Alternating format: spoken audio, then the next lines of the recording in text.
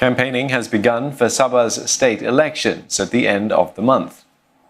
Because of the large ethnic diversity in the eastern Malaysian state, race-based politics isn't played up.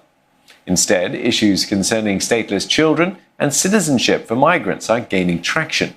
Melissa Go reports from Sempurna. Odong is a descendant of sea gypsies from southern Philippines, who once plied the sea off the east coast of Sabah, known as the Wild Wild East. He belongs to an ethnic group called Bajau Laut. Unlike the inland Bajau Darat, who is known as Cowboy of the East because of their skillful horsemanship, the Bajau Laut are magnificent seafarers. Many still roam the sea off Sempurna and Lahad Datu. More than 32,000 Bajau live on the island known as Pulau Bumbung. Less than half are eligible to vote because they are stateless. In the eyes of the federal government, they are outsiders. Untuk masa depan anak-anak kami. Bila dia orang besar, kalau tidak ada, macam ikut bapak lah. Bapak saya dulu tidak pandai berurusan. Jadi apa boleh buat, tak ada untuk dapat IC.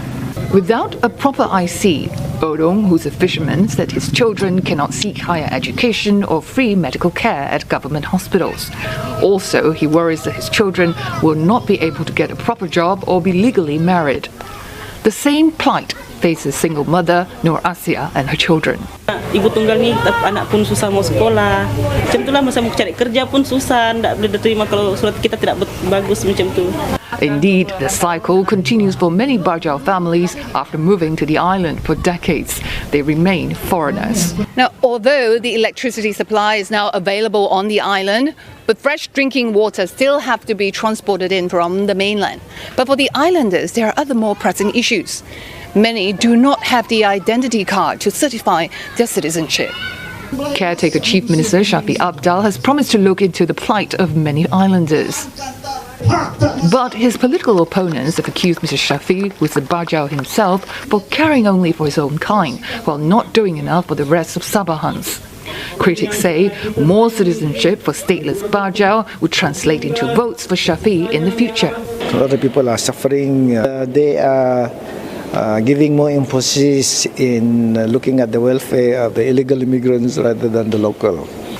Mr. Shafi has rubbished those claims, adding that he has fought for all Sabahans in the last 2 years as a chief minister. We must unite the people, irrespective of race and religion, because this is where the country should move in.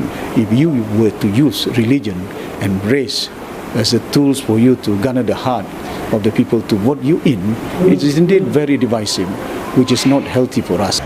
While all ethnic-based political parties in the Borneo state continue to squabble among themselves, many felt shortchanged by the federal government. As a result, Sabah, they said, is lacking in infrastructure development.